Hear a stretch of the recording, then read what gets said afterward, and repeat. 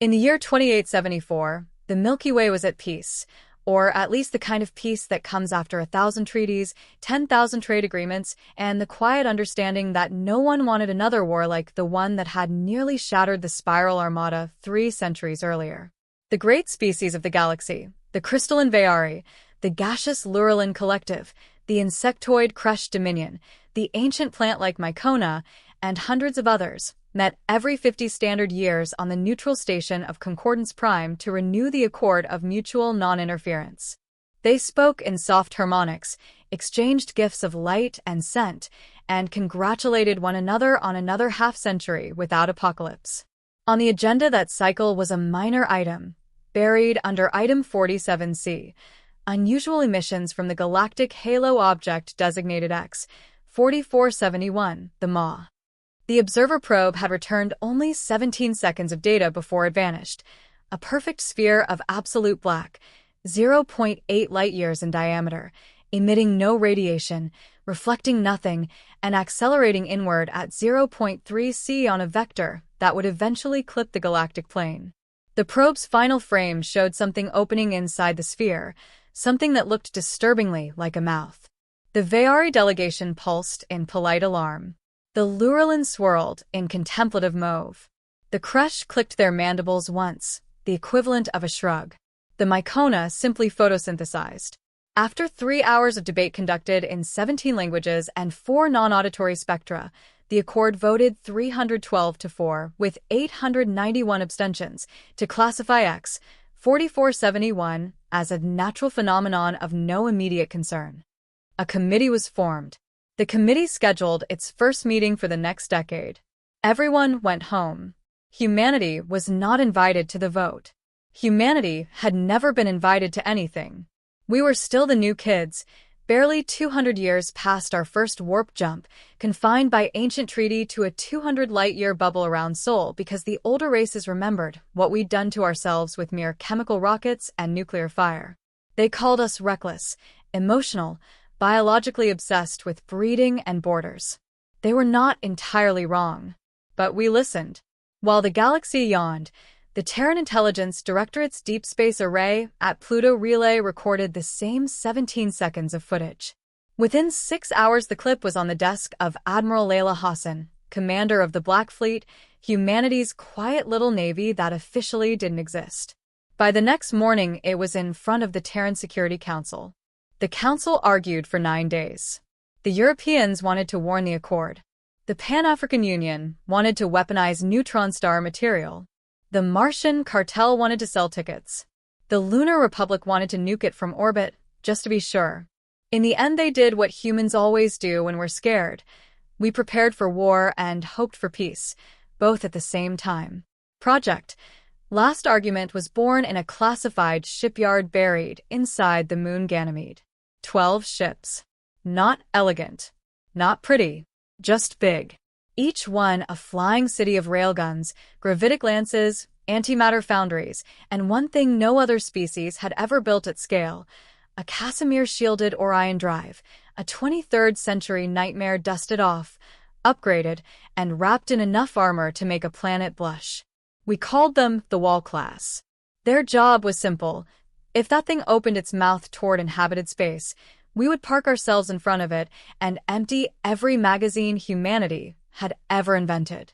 The galaxy laughed when the first Wall Class, TWS Theseus, left the Jovian yards under minimal stealth.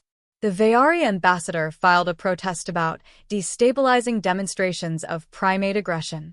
The Kresh offered to sell us better shields. Theirs were prettier. We thanked them, bought nothing, and kept building. 7 years passed. The maw grew. It was no longer 0.8 light-years across. Long-range gravimeters clocked it at 3.1 and accelerating. Entire star systems on its path simply stopped answering. No distress calls. No debris. Just silence. The Accord formed another committee. Humanity launched the rest of the Wall fleet in waves of 3. Theseus, Argo, Beagle, Magellan, Endurance, Voyager, Curiosity, Opportunity, Perseverance, Dauntless, Intrepid, and finally the flagship, TWS. The galaxy ignored the threat. Admiral Hassan took personal command of the flagship. Her orders were short. Intercept. Assess. If it's hungry, feed it something that bites back. They met the Maw just inside the Orion Spur, 3 light-years from the nearest inhabited world, a crush hive called Krynthar Prime with 8 billion souls who still believed the Accord would save them. The Wall fleet formed a sphere 0 Australian dollars and 50 cents in diameter, engines cold, running silent on capacitors. Every telescope humanity owned, legal and otherwise, watched. At 0.3 the Maw hit the fleet's outer sensor buoys and stopped. Not decelerated. Stopped. Instantaneously. Physics cried in a corner. Then it spoke. Not in radio. Not in gravity waves.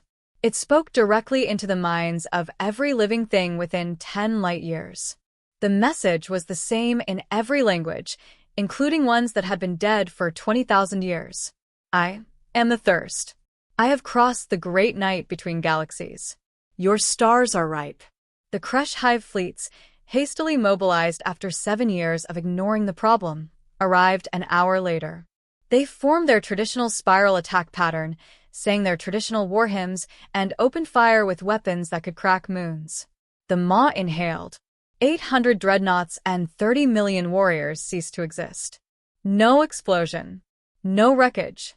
Just absence. Across the galaxy, stock markets opened the next morning as usual. Admiral Hassan opened a channel on every frequency humanity had ever used. This is Admiral Layla Hassan of the Terran Wall Fleet. To whatever you are, you just ate 800 ships. That was rude. You will not pass this line. She transmitted coordinates, the exact sphere the 12 Wall ships occupied. Come and try us. The Maw pulsed, a ripple of darkness visible even on optical telescopes, and everyone's horror began to shrink. Not collapse. Condense. It poured its impossible mass into a sphere of blackness only a few thousand kilometers wide, aimed directly at the center of the human formation. Hassan smiled the smile of someone who had been waiting her entire life for an enemy worthy of humanity's worst ideas. All ships. Plan Prometheus. On my mark. The Wall-class ships ignited their Orion drives simultaneously. Not the clean magnetic bottles the rest of the galaxy used.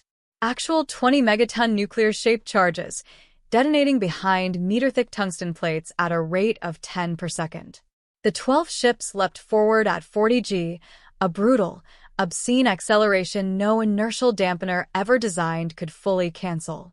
Crews bled from eyes and ears, but the Wall fleet crossed the distance in minutes instead of hours. They rammed the spear formation at 0.12 C. 12 city-sized battering rams moving at 12% the speed of light struck the condensed Maw like the fist of an angry god. For one endless second the universe held its breath. Then the Maw screamed. Not metaphorically. A sound that bypassed ears and tore directly into the amygdala, a sound that made veterans of 100 battles void their suits in terror. The spear shattered. The black substance recoiled, unraveling into a storm of void tendrils that lashed out, trying to find purchase on the Wall ships' hulls. That was when Hassan played her second card. Every Wall class carried a payload no sane species would ever build, a shell of exotic matter plating surrounding a core of pure antimatter, 200 gigatons worth, wired to a dead man's switch tied to the Admiral's heartbeat.